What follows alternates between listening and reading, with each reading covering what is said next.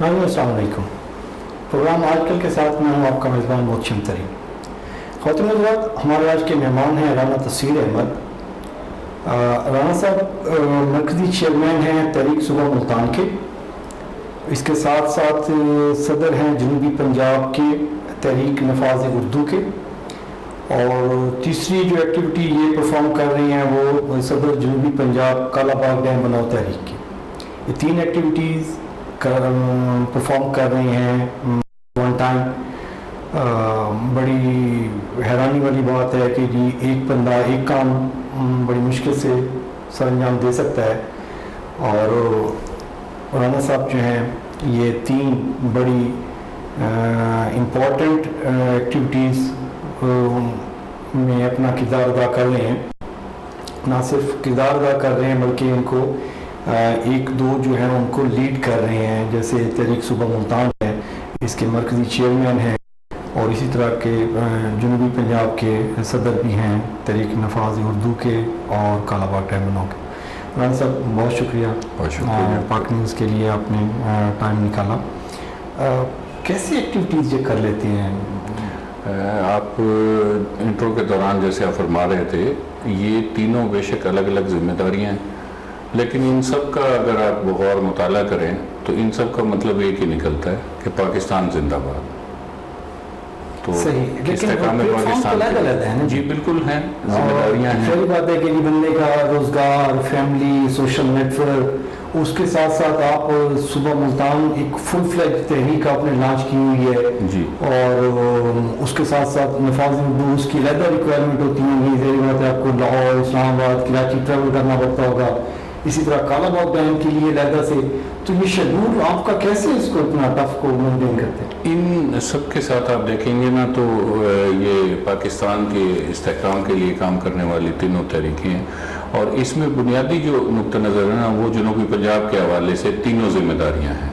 صوبہ ملتان چونکہ ایک الگ صوبے کے قیام کے اصول کے لیے جو تحریک ہے وہ دراصل ہے تو ایک الگ صوبہ جسے جنوبی پنجاب بھی کہا جاتا ہے، اور بھی دیگر ناموں سے تحریکیں چل رہی ہیں اس حوالے سے۔ ان سب میں جو موقف ہمارا جو مقصد اس میں یہ تھا کہ پاکستان پر جتنے تجربات کیے جا چکے ہیں، جن حوالوں سے ہمارے معاشرے میں بہت سارے بگاڑ پیدا ہو چکے ہیں، اسی قسم کا کچھ بگاڑ یہاں بھی نظر آنا شروع ہوا تھا۔ ورنہ تحریکیں صوبے کے اصول کے لیے چل رہی ہیں، طویل عرصے سے چل رہی ہیں، تو اس پہ کوئی ریئیکشن نہیں، اور سب لوگ یہاں رہنے والے اس صوبے کا حصول چاہتے ہیں۔ تو اس میں جہاں ہم نے محسوس کیا کہ کچھ چیزیں ایسی مارکیٹ میں لٹریچر کی صورت میں، تقاریر کی صورت میں، آرٹیکلز کی صورت میں جب سامنے آنا شروع ہو گئی کہ جس کی وجہ سے کوئی توازن برقرار نہیں رہ رہا تھا چیزوں کا، تو اس میں پھر کچھ دوستوں نے پلان کیا۔ ویسے ورکنگ تو ہم لوگ 1990 سے کر رہے ہیں اس پہ، تحریک صوبہ ملتان کے کاز پہ۔ اچھا، 1990 سے باضابطہ طور پہ پھر اس کو اناؤنس کر کے ایک پراپر جماعت کے صورت میں، ایک تحریک کی صورت میں ہم 2011 سے، ہم نے 20 جون 2011 سے اس کا ہم نے سٹارٹ کیا تھا۔ صحیح۔ تو صوبہ ملتان جی، مطلب یہاں پہ جو یہ بیسکلی جس کو آپ جنوبی پنجاب کہتے ہیں، اس میں بہت ساری پارٹیز جو ہیں لینگویج بیس پہ بھی موو کر رہی ہیں جی، اور ان کی ڈیمانڈ ہے کہ جی سرائیکی صوبہ ہونا چاہیے، لینگویج بیس پہ ہونا چاہیے، کیونکہ باقی صوبے لینگویج بیس پہ ہیں اور یہ لینگویج بیس پہ ہونا چاہیے۔ آپ کا اس کے لیے ملتان صوبہ ہی ہونا چاہیے، اس کے کوئی سالڈ ریزن؟ جی بالکل۔ اس میں پہلے تو بنیادی جو غلط فہمی ہمارے یہاں پائی جاتی ہے اور ڈالی جاتی ہے وہ یہ کہ باقی صوبے جتنے بھی ہیں، سندھ، پنجاب، بلوچستان، خیبر پختونخوا، یہ تمام صوبے، گلگت بلتستان کا بھی نام لے دیا جاتا ہے، اور اس حوالے سے وہ زبان یا تہذیب و ثقافت پر مبنی رکھے جاتے ہیں۔ بنیادی کچھ اصول و ضوابط ہیں انٹرنیشنلی، اگر آپ دیکھیں، اگر آپ تاریخ کے بھی مطالعہ یقیناً آپ کو بہت زیادہ ہے، اس میں کچھ لوازمات اور کچھ اصول و ضوابط ہیں کسی بھی انتظامی یونٹ کام کے سلسلے میں، چاہے وہ صوبہ ہو چاہے ملک ہو۔ ایک تو بنیادی چیزیں جو ایسی ہیں جیسے کوئی وادی، کوئی دریا، کوئی جنگل، کوئی پہاڑی سلسلہ، کوئی مذہبی حوالے سے، کوئی اکثریتی قبائل، صحرا، یہ کچھ ایسی چیزیں ہیں کہ جو اپنی شکلیں رکھتی ہیں اور صدیوں تک ان کی تاریخ وابستہ ہوتی ہے. تو اس خطے کے اندر کوئی ایک چیز بھی سرائکی کے نام سے نہیں ہے. نہ کوئی سرائکی دریا ہے، نہ کوئی پہاڑی سلسلہ ہے، نہ کوئی وادی ہے، نہ کچھ ہے.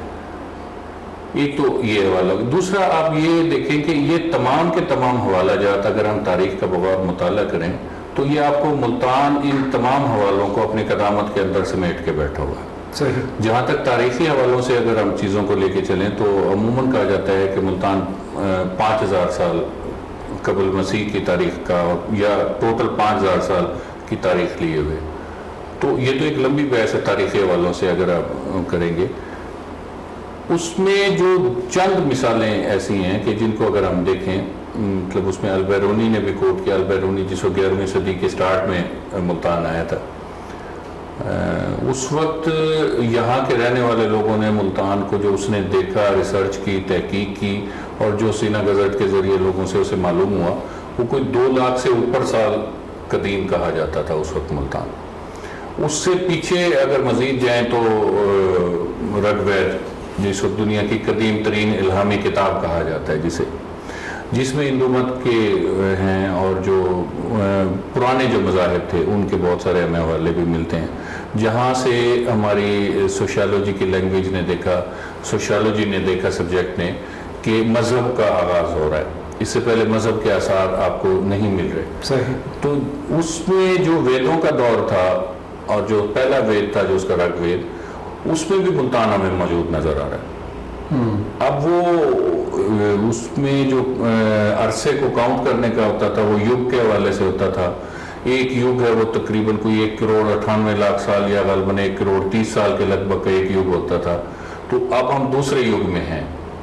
تو ایک یوگ گزر چکا ہے. اگر قدامت کے حوالوں سے بات کریں گے تو رگ وید کی آج بھی اس کے بہت سے اشلوک موجود ہیں، وہ تاریخ کا حصہ ہیں. آج اگر آپ دیکھیں تو اس میں دیوتاؤں کی دعاؤں کے اندر شامل ہے ملتان. اگر قدامت کے حوالے سے تسلیم شدہ بات ہے کہ رگ وید قدیم ترین کتاب ہے.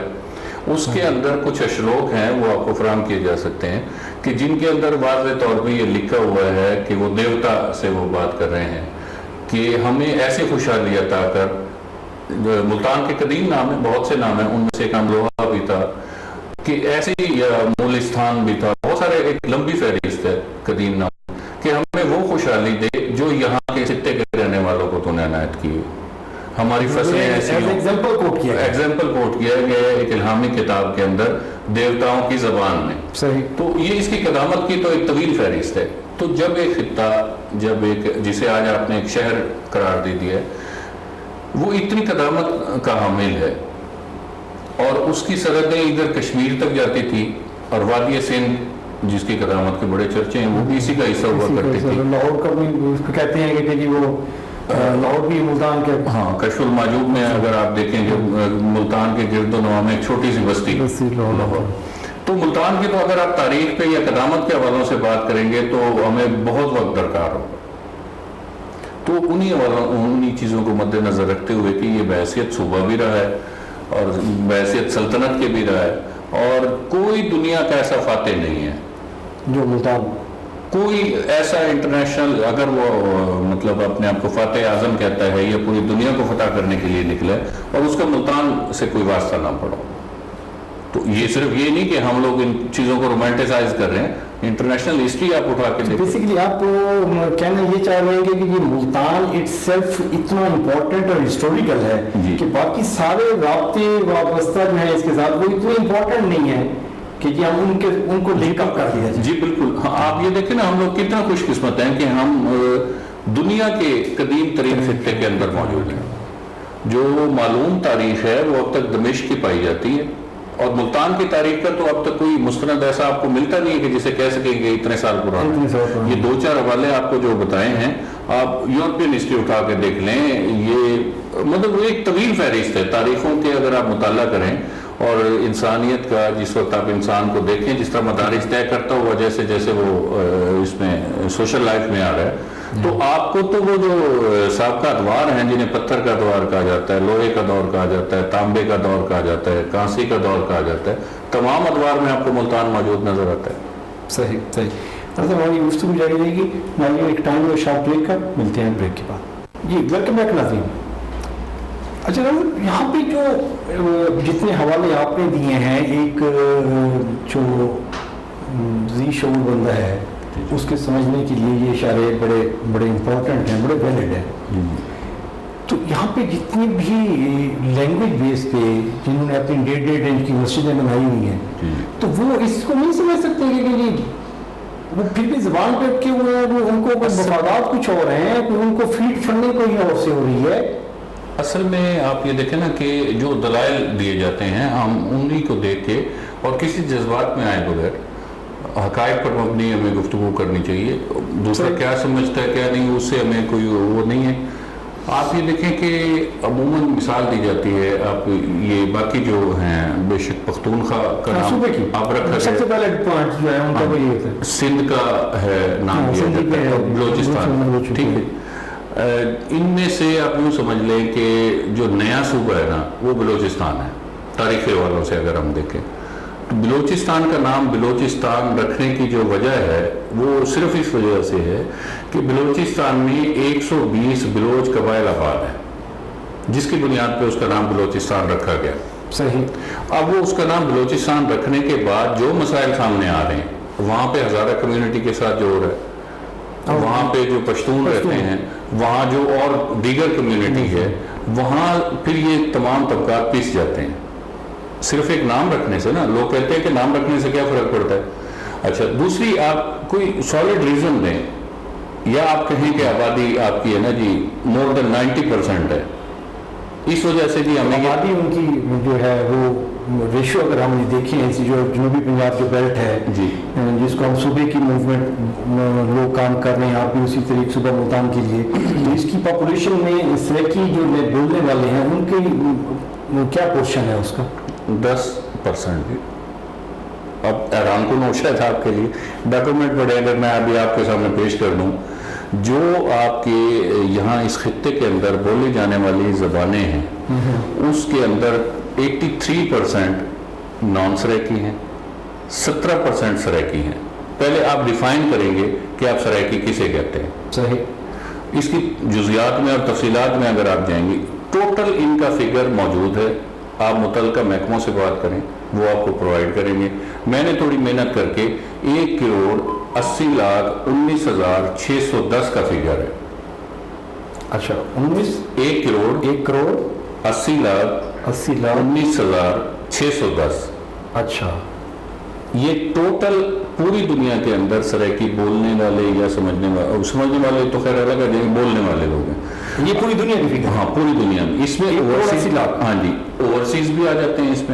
اس میں سندھ کے چند اضلاع 5 اضلاع ہیں جہاں یہ بولی سمجھی جاتی ہے. بلوچستان کے 11 اضلاع ہیں, KPK کے 2 اضلاع ہیں, وہ بھی جو وہاں پہ بھی جو بولی جاتی ہے وہ لوگ بھی اس کاؤنٹ کے اندر شامل ہیں. یہ ڈیٹا موجود ہے, متعلقہ محکموں کے پاس موجود ہے, آپ ان سے چیک کر سکتے ہیں. یہ میری طرف سے بنایا ہوا فگر نہیں ہے, ایسے ہی سیم آپ نیٹ پہ لکھیں, آپ نیٹ پہ سرچ کریں, لنگوسٹک کی بنیاد پہ جو آپ کو ڈیٹا وہ آپ کو اویلیبل ہے. اس میں بتایا جا رہا ہے کہ اتنے % پنجابی بولی جاتی ہے, اتنی براوی بولی جاتی ہے, پوٹواری بولی جاتی ہے. پھر بھی ایک سب سے اہم بات ہے جس پہ توجہ نہیں دی جاتی, یہ ایک ہائی کریٹ کر دی گئی ہے کہ ساہیوال سے لے کے ادھر رحیم یار خان صادقآباد تک اور ادھر راجن پور رجحان تک اور ادھر بکھر سے آگے ڈیرہ اسماعیل خان ٹانک تک سوائے سرائکی کے اور کوئی نہیں رہتا.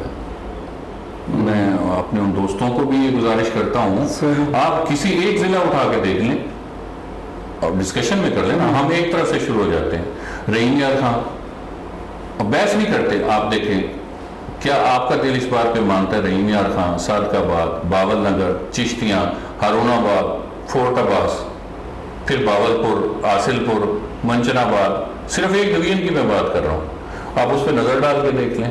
وہاں کے رہنے والے اپنے آپ کو ریاستی کہلوا لیں گے, وہ سرائکی نہیں کہلائیں گے. دوسرا پھر اس میں ایک بہت بڑی تعداد مور دین 80% اس کے اندر جنہیں سیٹلر کہا جاتا ہے, جنہیں آباد کار کہا جاتا ہے, جنہیں مہاجرین کہا جاتا ہے, جنہیں پنجابی کمیونٹی کا کہا جاتا ہے, یہ بہت سارے لوگ اس میں آباد ہیں. اس کے بعد آپ اگلے ڈویژن میں آ جائیں ملتان ڈویژن. ملتان ڈویژن میں آپ قادر پور راما سے اگر آپ آگے جائیں گے نا تو آپ کو سرائکی نہیں ملے گا. وہ کہے گا جی میں تو جنگوچی ہوں, میں تو رچناوی ہوں, جانگلی بولنے والا ہوں. اچھا, اب اس پہ پھر دلیل دی جاتی ہے دوسرے مکتبہ فکر کی طرف سے جی کہ یہ سرائکی کے ہی لہجے ہیں. ایکسیپٹڈ, مان لی ہم نے یہ بات کہ ٹھیک ہے جی سرائکی کے لہجے ہیں. 1962 میں ایک لفظ تخلیق کیا جا رہا ہے, کوئی 54 سال 55 سال ہو رہے ہیں ایک لفظ کو تخلیق کیے ہوئے. اور ابھی جو ملتان کی قدامت کے حوالے سے میں نے آپ کو سینکڑوں سال لاکھوں سال تک کی جو باتیں بتائی ہیں, جو چند موٹی موٹی, تو کیا پچھلے ہزاروں سال سے چلے سینکڑوں سال سے ملتان گونگا تھا جی؟ اس کی کوئی اپنی زبان نہیں تھی. آج ملتان کے ہر حوالے کے ساتھ ملتانی کا لفظ ہٹا کے اگر آپ سرائکی لگا دیں گے تو یہ کوئی انصاف تو نہیں ہوگا. بہاؤالدین ذکریہ ملتانی, صدیوں پہ محیط تاریخ ہے اس نام کے ساتھ وابستہ. فوراً اگر آپ اسے دیکھیں بہاؤالدین ذکریہ سرائکی, ملتانی مٹی, ملتانی کڑھائی, ملتانی آرائی, مطلب بہت ہی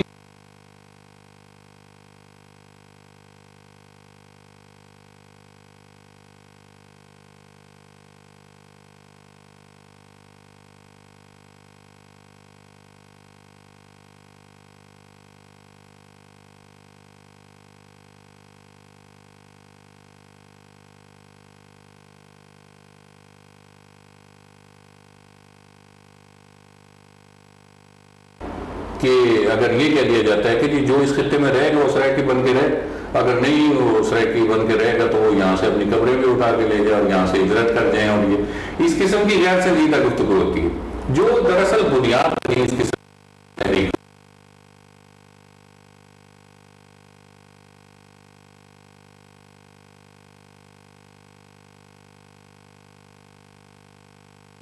تمام معاملات کی وجہ سے آج آپ سندھ کے حالات دیکھ لیں, آپ بلوچستان کے حالات دیکھ لیں. سندھ بھی ڈویژن کی طرف, فردر ڈویژن کی طرف موو کر رہا ہے کہ یہ ہم کراچی اور حیدرآباد کو ادا کر دیں. اور وہ آپ یہ دیکھیں نا, جواز ایک دے رہے ہیں نا آپ کی جو قرارداد پیش کی جا رہی ہے نیشنل اسمبلی کے اندر, وہ ایم کیو ایم پیش کر رہی ہے.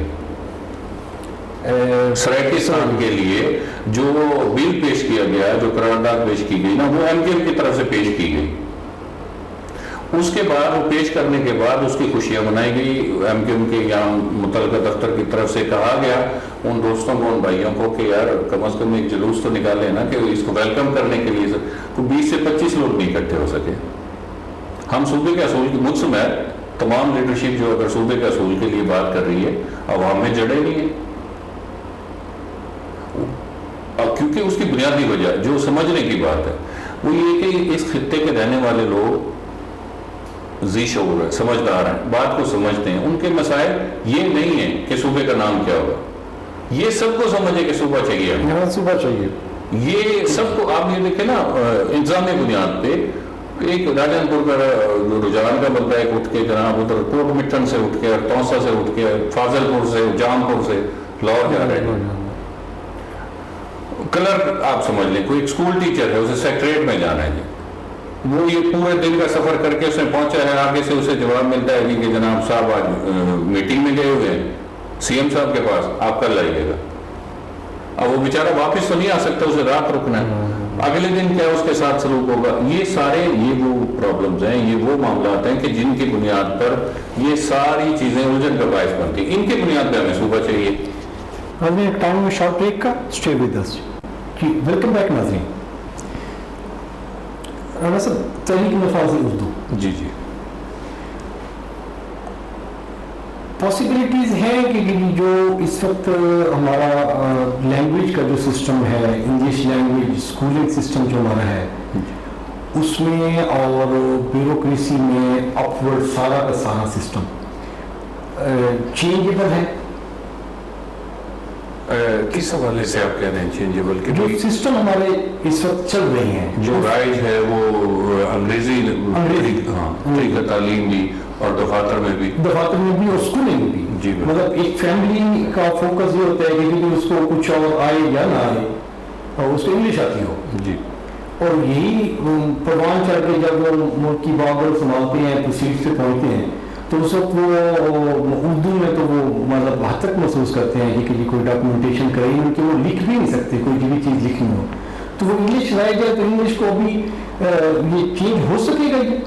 اصل میں کسی بھی زبان کا جو عموماً رہا ہے وہ فاتحین کے ساتھ رہا ہے. جہاں پہ جتنا زوراور فاتح رہے ہیں وہاں کے اتنا ہی عرصہ تک ان کی زبان چلتی رہی. اس سے پہلے اگر اس خطے میں دیکھیں آپ, فارسی نے اور دیگر زبانوں میں بھی اسی طرح اپنی حکومت کی ہے. اب صرف فرق اس طرح گیا کہ انگلش ایک انٹرنیشنل زبان کے طور پہ پوری دنیا میں رائج ہے, تو اس کے اثرات بھی اتنے ہی دیر سے جائیں گے. اور یہ جہاں تک یہ ہمارے اس خطے میں بر صغیر کے خاص طور پہ جو ممالک ہیں جہاں پہ وہ کلونیلزم کا جو سلسلہ رہا ہے, وہاں پہ ایک نسل در نسل چیزیں منتقل ہوتی ہیں. ہمارا اٹھنا بیٹھنا رہن سہن اس قسم کے ہم نے ریئیکٹ کرنا شروع کر دیا تھا سوسائٹی کے اندر, اس قسم کے تاثر دینا شروع کر دیے تھے کہ جو ایک بڑے آدمی کا جو تاثر ہمارے ہاں ہوتا ہے وہ ایک انگریز کا یا انگلش کا وہ اس میں ہوتا تھا. تو وہ وقت کے ساتھ ساتھ جائیں گے. ایک تو بنیادی طور پہ اس خطے کے اندر یہ اس حوالے سے. دوسرا پھر جو ہمارے ہاں معیار تبدیل ہوئے ہیں, جو ویلیوز چینج ہوئی ہے, وہ بنیادی وجہ بنی. جو پاکستان پاکستان کے بعد سے جو معاشرہ تشکیل پایا, جو سارے معاملات آئے, اس میں ہم نے ایک باؤ یا ایک بیوروکریٹ یا ایک اس قسم کے جو تصورات ہیں ان کو ذہن پہ رکھتے ہوئے اپنی اگلی نسلوں کی پرورش کرنا شروع کر دی.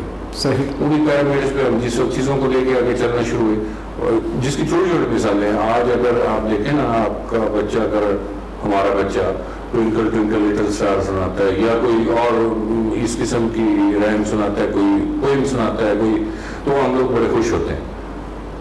لیکن اس کے جواب میں جو ہماری اپنی ویلیوز ہیں, جو ہماری ضروریات ہیں, جو اقدار ہیں, ان سے دور ہو گئے. کسی بھی مذہبی حوالے سے لے لیں یا سماجی حوالوں سے لے لیں, تو ہم اپنی مٹی میں رہتے ہوئے دوسری دھرتیوں کے اور دوسری زبانوں کے خواب دیکھتے ہیں. نہیں, اس میں جو سپریم کورٹ نے بیسیکلی بھی رولنگ دی تھی, جی وہ کیا ہے؟ وہ فیصلہ یہ دیا تھا جی کہ پاکستان میں بلا تاخیر اردو کو سرکاری زبان کے طور پہ رائٹ کیا جائے. 251 آرٹیکل جو وہ پہلے سے قانون کا حصہ ہے. قائد اعظم کے بہت سے فرامین بھی اس میں موجود ہیں. پھر اس کے علاوہ جو 71 کا آپ کا جو قانون آئین بن رہا ہے جو, اس میں بھی یہ چیز واضح طور پہ موجود ہے. اور اس میں تو بلکہ یہ آپ جو شروع میں آپ نے جو سوال کیا تھا نا کہ بھئی صوبہ ملتان, پھر اردو اور پھر کالا باغ ڈیم, ان تینوں کے اندر بہت سی قدر مشترک ہیں, جن میں سے ایک قدر مشترک یہ بھی ہے آپ کے آئین پاکستان کے آرٹیکل 33 اور بلکہ 25 سے 33 تک اگر ہم دیکھیں تو کسی نہ کسی حوالے سے وہ انہی تعصبات اور انہی یہ جو ہم فرق رکھتے ہیں انہی کی بات وہ ان میں ڈسکس ہوتی ہے. تو اس میں واضح طور پہ یہ کہا گیا کہ اردو کو آپ نے رائج کرنا ہے اور پاکستان کی سرکاری زبان اردو ہوگی اور میڈیم آپ کا تعلیم کا بھی اور دفاتر کا بھی اردو ہوگا.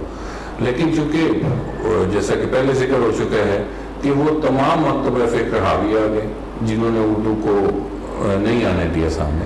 اب آپ یہ تو ہے ساری اخباری حوالے سے باتیں یا کتابی حوالے سے باتیں. اگر ہم زمینی حقائق کے حوالے سے بھی اگر آپ دیکھیں نا, صرف آپ ملتان میں اگر آپ لیں, کسی ایک ضلع کی اگر آپ کچہری میں اگر لیں, تو کم و بیش کوئی 1 لاکھ کے لگ بھگ لوگ دن بھر آتے جاتے ہیں, موو کرتے ہیں. عدلیہ کا ایک نظام ہے پورا, اس کے اندر انگریزی زبان مستعمل ہے, فیصلے لکھے جاتے ہیں, بولے جاتے ہیں, سارا سب کچھ کیا جاتا ہے. لیکن بارہا ججز آپ کو ایسے ملیں گے, ان کے بیانات ایسے ملیں گے کہ انہوں نے الگ سے بدے رکھے ہوتے ہیں جو فیصلہ لکھوا رہے ہوتے ہیں. فیصلہ جب انگلش میں آ گیا تو اس کو وہ مطلب معذرت کے ساتھ ہمارے بہت سے وکلا بھی شاید نہیں پڑھ سکتے, نہیں ڈیفائن کر سکتے, تو کلائنٹ تک تو بات بہت دیر تک پہنچتی ہے. تو ایسی عدلیہ سے ہٹ کے ڈاکٹرز کا آپ دیکھ لیں, ہیلتھ کے معاملات, ایجوکیشن کے معاملات, پورے کا پورا معاشرے کی جو تشکیل ہے اس میں مور دین 80 to 85% لوگ ہیں جو یہ انگلش سے نہیں سمجھ سکتے, معاملات ان کے نہیں حل ہو رہے. بجلی کا میٹر لگوانا وہ سارا کا سارا جو فارم ہے اپنا ہے اس کا, جی وہ سارا ریزی میں سے آپ نے درست کرنے کو پتہ نہیں ہے کہ یہ کیا نہیں پڑتا. ہاں, آپ بہت سارے معاملات میں ٹرمز اینڈ کنڈیشن پر ہم ہائڈنگ پڑھتے ہیں, پر نیچے کون پڑھے اس کو سمجھے کون. ہاں جی, کون پڑھے. تو میرا پوائنٹ جو تھا کہ یہ سپریم کورٹ نے جو رولنگ دی ہے کہ یہ اس کو اردو کو سرکاری زبان قرار دیا جائے. اس میں جو رکاوٹ ہے وہ بیوروکریسی ہے, کیونکہ بیوروکریسی کے پیچھے وہی مسٹر براؤن ابھی تک ان کے ذہنوں میں کھڑا ہوا ہے. انہیں اس سے کوئی مطلب نہیں ہے کہ عوام کو سہولت کیسے ہوگی, ان کے مفادات کیا ہیں. انہوں نے اپنے معاملات کو دیکھنا ہے, کیونکہ وہ انگریزی میں بآسانی گیم کو اپنے ہاتھ میں رکھ سکتے ہیں. اردو کے تو چیزیں سمجھ آ جائیں گی. سپریم کورٹ کو اگر اس کو دوسرے اینگل میں لے لے کہ وہ ایجوکیشن سیکٹرز کو میں جو اسکولنگ ہے اور کالج ہیں یونیورسٹیز ہیں اس میں اگر اردو کو اسپیشل ویٹیج دے دی جائے تو وہ 10 سال 15 سال بعد آل ٹوگیدر چینج ہو سکتا ہے. جی بالکل. ہمارے جو تحریک کے اس حوالے سے جو مطالبات ہیں ان میں سے جیسے ایک مطالبہ ہے کہ مقابلے کے امتحان کو اردو میں کنورٹ کر دیا جائے. اب مقابلے کا امتحان وہ آپ دیکھیں وہ بنیاد ہے جس کی بنیاد پہ آپ کی پوری بیوروکریسی ڈیولپ ہوتی ہے اور وہ پھر اس سے معاملات کو آگے لے کے چلنا ہوتا ہے. اب پورے ملک کی سطح پہ جو مقابلے کے امتحانات ہوتے ہیں اس میں سے بہت سے لوگ صرف اس وجہ سے کوالیفائی نہیں کر پاتے کہ ان کی انگریزی اچھی نہیں ہے, ریڈنگ اچھی نہیں ہے, ریڈنگ اچھی نہیں ہے, اسپیکنگ تین سیکٹر میں وہ. جی بالکل. اس میں آپ تو یہ کوئی لازمی نہیں ہے کسی کا, اگر اللہ تعالیٰ نے بولنے کی صلاحیت دی ہے تو کسی کو لکھنے کی صلاحیت دی ہے. مختلف انداز ہیں مختلف اس میں, تو آپ اپنا معافی ضمیر انگریزی میں اس بہتر طریقے سے بیان نہیں کر سکتے جتنا بہتر آپ اردو میں کر سکتے ہیں. تو یہ تحریک جو نفاذ اردو ہے یہ آپ اس کے ساتھ اٹیچ کب سے ہوئے اور یہ کب سے تحریک چل رہی ہے؟ تحریک تو کافی طویل عرصے سے یہ چل رہی ہے اس حوالے سے, لیکن اس کو پذیرائی زیادہ اسی وقت ملنا شروع ہوئی جس وقت عدلیہ کی طرف سے اور میڈیا کی طرف سے پذیرائی ملی اور پھر عوام نے بھی اس کو خواہ اس میں پذیرائی کی. عدلیہ نے جو یہ ڈیسیژن کیا ہے یہ پٹیشن کس کی طرف سے تھی؟ آپ کی تحریک کی طرف سے تھی یا کسی نے؟ نہیں, ہماری تحریک کی طرف سے ہے. کوکب صاحب نے, جی کوکب صاحب انہوں نے یہ ریٹ فائل کی تھی اور ہمارے دیگر جو عزیز ظفر آزاد صاحب ہیں, پروفیسر سلیم اختر ہیں, فاطمہ قمر ہیں, یہ سب اس ریٹ کا باضابطہ حصہ رہے. ان کی تمام پیشیوں پہ جانا اور وہ سارے معاملات کو ان کو دیکھ کے یہ تفصیل کے ساتھ یہ ساری ایک لمبی وہ کہانی ہے جس میں یہ عدلیہ کی طرف سے یہ لیا گیا فیصلہ. عدلیہ نے تو اگلا بھی اس میں قدم اٹھا کے بتایا کہ آپ کے صدر, آپ کے ججز, آپ کے وزراء وہ ساری کمیونیکیشن اردو میں کریں. اچھا, وہ اس پہ امپلیمنٹ ہو رہا ہے یا ابھی امپلیمنٹ حکومت نے کرنا ہے؟ نہیں, اگر ایک سپریم کورٹ کا ایک ڈیسیژن ہے اس پہ امپلیمنٹ نہیں ہوتا ہے اس کا مطلب یہ کہ نہیں ہوتا تو ہم عدالت کے متعلق بن گئے. بالکل آپ بجا فرما رہے ہیں, لیکن الحمدللہ پاکستان کی قوم کو اللہ نے صلاحیتیں بہت دی ہوئی ہیں. ہم لوگ اگر قانون بناتے ہیں تو قانون سے بچنا بھی ہمیں کوئی نہیں سکھاتا, ہم سیکھ جاتے ہیں. تو وہ جو اس قسم کی جو رکاوٹیں اور ہرڈلز جو ڈال رہے ہیں وہ بیوروکریسی نے اتنی خوبصورتی کے ساتھ ڈالی ہوئی ہیں کہ جن کو دور کرنے میں وقت لگے گا. اب آپ دیکھیں پنجاب سیکریٹریٹ میں ایک باضابطہ دفتر موجود ہے کہ جس نے دفتری زبان کو آسان اردو میں کر کے آپ کے سامنے رکھنا ہے. ان کا باقاعدہ طور پہ ایک رسالہ ہے جو چھپتا ہے, آنے والے تمام بل, تمام قراردادیں, تمام قوانین کو اردو میں ٹرانسلیٹ کر کے سب کے لیے اور وہ شائع کرنا اس کی ذمہ داری ہے. لیکن کبھی اگر آپ کو اتفاق ہو جا کے دیکھنے کا تو انتہائی خستہ حالت میں, میزیں ٹوٹی ہوئی ہیں, کرسیوں کے برے حال, بورڈ بھی اس کا اچھا خاصا مخدوش ہوا پڑا ہے, تو وہ توجہ نہیں ہے. صحیح. تو آپ اس تحریک کا دائرہ کار وسیع کر رہے ہیں, اس میں فردر موومنٹس اس کی؟ جی بالکل. انشاءاللہ نومبر میں ملتان میں کانفرنس کرنے کا ہمارا ارادہ ہے جو مختلف حوالوں سے لاہور میں, اسلام آباد, کراچی اور بڑے شہروں میں ہو چکی ہیں.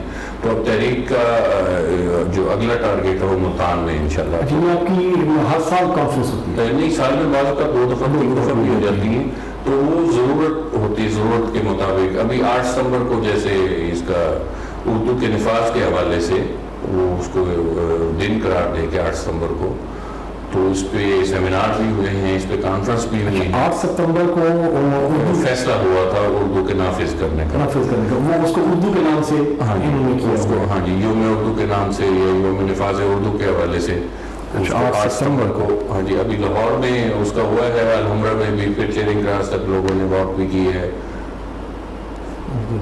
اور نومبر میں آپ پلان کر رہے ہیں؟ نومبر میں موسم نسبتاً بہتر ہو جائے گا, ایک گرم خطہ ہے تو جو ہمارے دوست احباب رحیم خان صاحب کا بات باول نگر چشتیاں دور سے جو آئیں گے تو ان کے مین ڈیلیگیشن ہوگی وہ تو آپ کا لاہور اسلام آباد اور کراچی سے پورے پاکستان سے جب اب تک جتنی بھی کانفرنس ہوئی ہے اس میں ہر جگہ سے لوگ آتے ہیں اور بڑے بھرپور طریقے سے اس میں شرکت کرتے ہیں اور ہر مکتبہ فکر سے لوگ ہوتے ہیں. اس میں حکومتی نمائندے بھی ہوتے ہیں, سیاسی جماعتوں سے بھی, مذہبی جماعتوں سے بھی, تعلیمی اداروں سے, سائنٹسٹ, ہر شعبہ زندگی سے میں نے دیکھا لوگوں کو, لوگ اس میں دلچسپی کے ساتھ آتے ہیں. ہاں میں نے لاسٹ لاہور والی اٹینڈ کی تھی. جی جی وہ اس میں مطلب بڑی لرننگ تھی, لوگ اس میں ڈفرینٹ واک آف لائف سے جو گئے ہوئے تھے, لرننگ بھی اس میں بہت زیادہ تھی. ناظرین ہماری گفتگو جاری ہے وقت ہے شارٹ بریک کا. ویلکم بیک ناظرین. تیسرا سیگمنٹ ہمارا جی کاروبار ڈیم. جی بہت متنازع خاص طور پر دو پروونسز تو اس پہ کے پی کے اور سندھ کا تو بالکل ہی کہ وہ جیسے سندھ میں بنا رہا ہے نا مسن اور اس طرح کا انہوں نے اسٹیٹمنٹ لی ہے کہ جی مر جائیں گے لیکن کالا باغ ڈیم نہیں بننے دیں گے. اتنا متنازع ہو چکا ہوا یہ ایشو اور اتنا ہی بہت ضروری بھی ہے پاکستان کے لیے. تو یہ آپ نے اس کو بھی بیڑا اٹھایا ہوا ہے کہ جو آپ اس پہ بھی موومنٹ بنا رہے ہیں. تو ابھی کوئی فرسٹ ایڈیشن کی 2-3 سٹیپس اس کے موومنٹ کے بنے ہیں یا ابھی یہ سٹارٹ ہے؟ اس میں ایسا ہے خان صاحب کہ پاکستان میں وہ تمام معاملات جو براہ راست پاکستان کی عوام کو جن سے فائدہ ہونے کا یا پاکستان کی ترقی میں ہاں جی کنٹریبیوٹ کر سکتی ہیں وہ کر سکتی ہیں, ان کے اوپر آپ دیکھیں کہیں نہ کہیں سے اعتراضات آ جاتے ہیں. آپ قیام پاکستان سے لے کے اب تک تمام معاملات پہ دیکھ لیں کہ جہاں آپ کو کہیں بھی نظر آتا ہے کہ پاکستان کے مفاد میں ہیں وہاں پر پرابلم آ جاتی ہے. اب کالا باغ ڈیم کے حوالے سے آپ یہ دیکھیں نا کہ اب وہ دور تو نہیں ہے کہ ایک ملک دوسرے ملک پہ چڑھائی کر دیتا ہے, جنگ ہو رہی ہے سارے.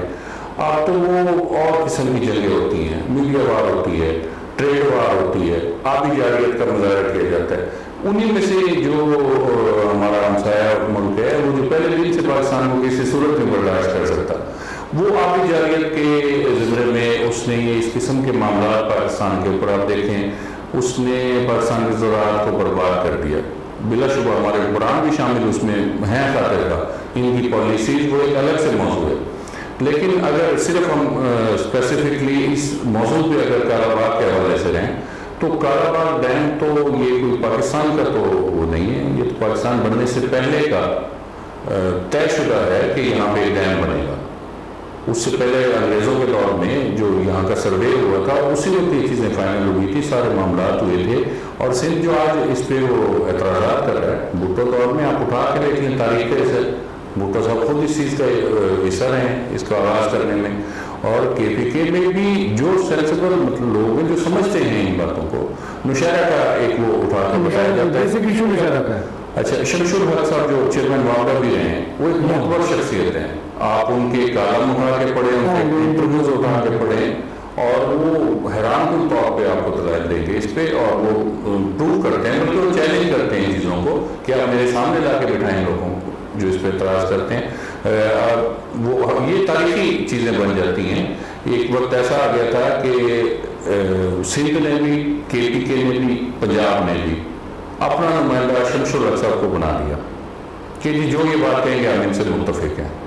اب وہ انہوں نے اتنے خوبصورتی کے ساتھ وہ سارے معاملات وہ لے کے چلے نا کہ انہوں نے ان کے حقوق کی بات بھی کی, لیکن وہ کالا باغ ڈیم کے حوالے سے ان کی بات کو ایک اتھارٹی سمجھا جاتا ہے, وہ اسی حوالے سے ان چیزوں کو ڈسکس کرتے ہیں. اب سلمان صاحب جو اس تحریک کے صدر ہیں وہ ایک طویل عرصے سے اس میں جو ان کی کاوشیں ہیں انہوں نے سنتاس معاہدے کے حوالے سے اور کالا باغ ڈیم کے حوالے سے ان کا بہت ورک ہے. انہوں نے بہت سارا کام کیا, ان کے آرٹیکلز اور اس حوالے سے ریٹ پٹیشنز ہیں کافی ساری.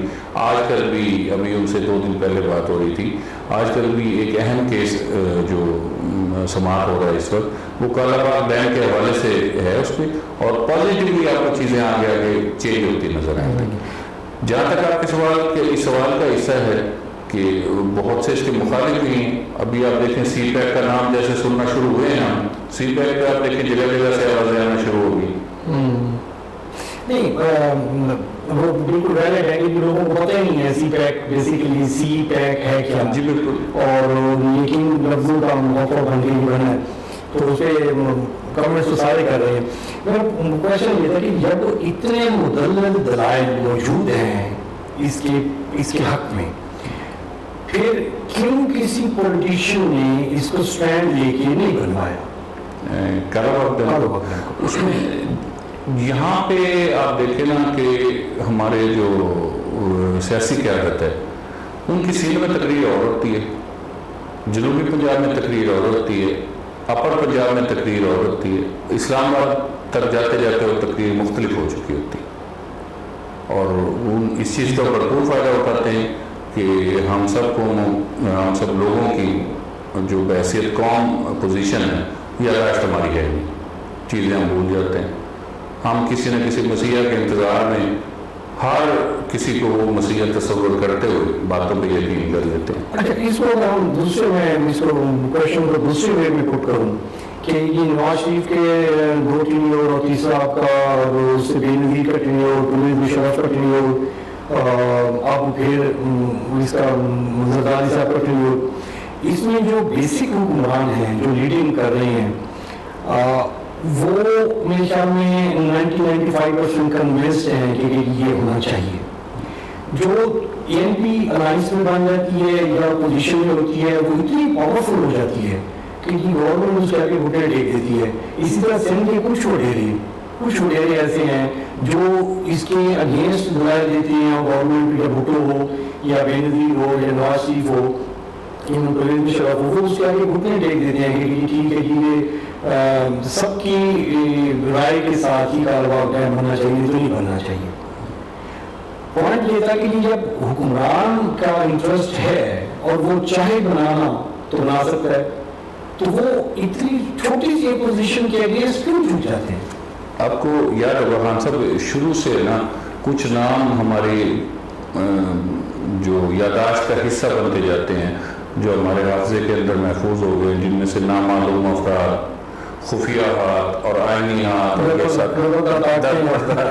طاقتیں, یہ وہ جملے ہیں جو وقتاً فوقتاً ہمیں سننے کو ملتے ہیں. تو وہ جو خفیہ ہاتھ, درپردہ طاقتیں اور وہ جو اس قسم کے دیگر جتنے بھی الفاظ ہیں نا وہ کھل کے سامنے آ رہے ہیں, کیونکہ اب جو گیم ہے وہ اپنے فائنل مراحل کی طرف آ گئی ہے. آپ کا دشمن جو کل تک تسلیم کرنا تو دور کی بات, کبھی بھی اس قسم کی بات ہونے ہی نہیں دیتا تھا کہ بلوچستان میں اس نے کتنے اپنے پنجے کاٹے ہوئے, اب وہ کھلا اپنی وہ جو ان کا آزادی کا دن ہے 15 اگست کی تقریر میں 1 گھنٹہ 34 منٹ کی خطاب فرمایا ہے وزیر اعظم نے, بھارت کے وزیر اعظم نے, اور اس میں اسپیسیفکلی اس نے اٹھا کے ٹکڑا جو آپ اس کو نکال کے سنیں, بلوچستان کا ذکر کیا, گلگت بلتستان کا ذکر کیا, اس نے کشمیر کا ذکر کیا, اور ان کا جو وہ کمپیریزن کر رہا ہے وہ مقبوضہ کشمیر کے ساتھ کر رہا ہے. آج 72واں دن ہے, 72 ڈیز ہو گئے ہیں کرفیو لگا. خیر سے چوتھے بڑے وہ جمہوریت بن گئی ہے جو اس قسم کے اقدامات دنیا میں انٹرنیشنلی اگر دیکھا جائے. ہماری پولیٹیکل گورنمنٹ اور پولیٹیکل سٹینس ہے ہمارے وزیر اعظم صاحب, نواز شریف صاحب, یہ اس بارے میں کوئی اسٹیٹمنٹ ایسی کوئی؟ میں آپ سے پہلے بھی گزارش کر چکا ہوں کہ یہ ہماری جو سیاسی قیادت ہے ان کے مسائل اور ہم عوام کے مسائل مختلف ہیں مکمل طور پہ. ٹوٹلی اس میں اتنا فرق آتا ہے کہ انہیں نہیں سمجھ کہ ہم لوگ کس طرح جیتے ہیں, کیا ہمارے زندگی کے معمولات ہیں, ہمیں کن چیزوں کی ضرورت ہے. آپ ان کا بولنے کے لہجے دیکھ لیں, صرف ان سب کو آپ اکٹھے کریں جو عموماً جو میکسیمم کیا رہتا ہے ہمارے ان کے بچے پاکستان سے باہر ہیں یا وہ خود باہر ہیں یا وہ آتے جاتے رہتے ہیں, ان کے بولنے کا آپ انداز دیکھ لیں, ان کے لہجے, ان کی زبان, ان کے تمام بود و باش وہ ہم سے مختلف ہے. انہیں ہمارے مسائل کا پتہ ہی نہیں کہ عوام کے مسائل کیا ہیں, سماج کے اندر کیا ہے, کیا دقت ہے, کیا پرابلم آ رہی ہے, کیا اسکولوں کے, کیا ہیلتھ کے, کیا ٹرانسپورٹ کے, سڑکوں کے, کسی چیز کا نہیں پتا. تو اس کے لیے وہ ظاہر ہے کہ وہی پھر وہی گھوم پھر کے بات آ جاتی ہے کہ ہمیں ایک مخلص قیادت کی ضرورت ہے ملکی سطح پہ. مولانا صاحب ہمارے پروگرام کا وقت ختم ہو جاتا ہے. آپ ان تین ایریاز کو جن کو آپ لیڈ کر رہے ہیں جنوبی پنجاب میں اور تحریک صوبہ بھی آپ کا ہے, آپ ہمارے چینل کے توسط سے ویورز کو کوئی پیغام دینا چاہیں؟ جی بالکل, اس میں میری اپنے سامعین سے قارئین سے یہ درخواست ہے کہ وہ کسی بھی فراغت کے لمحوں میں وہ صرف یہ سوچیں کہ اس ملک کو جن ہم سے پہلے 2-3 نسلوں نے جن دقتوں اور مشکلوں سے یہاں تک پہنچایا ہے, اب ہم بالکل اس جگہ پہ آئے ہوئے ہیں کہ جہاں سے اب ہم نے بلندیوں کی طرف جانا. تو ہمیں حالات کا مقابلہ کرتے ہوئے جو نعرہ پاکستان زندہ باد ہم لگاتے ہیں ان کے تمام تر ترجمے اور تمام تر مفاہیم کو سمجھنے کے بعد اپنے اندر اس نعرے کو اتار لینا چاہیے کہ ہم پاکستان کے ساتھ وابستہ ہیں, پاکستان ہمارے ساتھ وابستہ ہے, پاکستان کے ہر مفاد کے لیے ہمیں دل و جان سے حاضر ہونا. بہتری دیکھے ہم نے اپنا فائدہ خود دیکھنا ہے, ہمارا فائدہ کے لیے ہماری بہتری کے لیے کوئی اوپر سے نہیں آئے گا. ہم نے اس ملک کو سنوارنا ہے, بنایا تھا, سنواریں گے اور انشاءاللہ ہماری آنے والی نسلیں, ہمارے بچے ایک محفوظ پاکستان میں آنکھ کھولیں گے. جی سر, بہت شکریہ پاک نیوز کے لیے آپ نے وقت نکالا. پروگرام ختم ہو جاتا ہے. ہم نے کوشش کی کہ ایک شارٹ ٹائم میں ہم 3 ایریاز کو گفتگو کر سکیں, تحریک صوبہ کے حوالے سے, تحریک صوبہ ملتان کے حوالے سے, تحریک نفاذ اردو کے حوالے سے اور کالا باغ ڈیم کے حوالے سے. ہم اس پہ رانا صاحب سے ریکویسٹ بھی کریں گے کہ ہمیں ایک پروگرام ہم اس علیحدہ سیگمنٹ کے لیے پلان کرنا چاہ رہے ہیں تاکہ ایک پروگرام میں ہم ایک ایشو کو ڈیٹیل میں ڈسکس کریں تاکہ اس کے ہر پہلو پر ہم گفتگو کر سکیں اور ویورز کو بھی اس کا فیڈ بیک ملے کہ ماشاءاللہ یہ بہت لٹریری اور ہر ایریے میں ان کی گرپ ہے. کالا باغ ڈیم, پانی کا ایشو ہو جائے, اردو کے حوالے سے, ہسٹری کے حوالے سے جو انہوں نے ابھی اسٹارٹ میں انٹرو بتایا تھا تحریک ملتان کی ہسٹری کے حوالے سے, وہ ہمارے ویوز کے لیے بڑا ویلیوبل ہے. اور ہم پاک نیوز کے پلیٹ فارم سے کوشش کریں گے کہ جس طرح کے پروگرام ہم اپنے ویوز کی خدمت میں پیش کرتے رہیں. اس چیز کو اجازت دیجیے. اللہ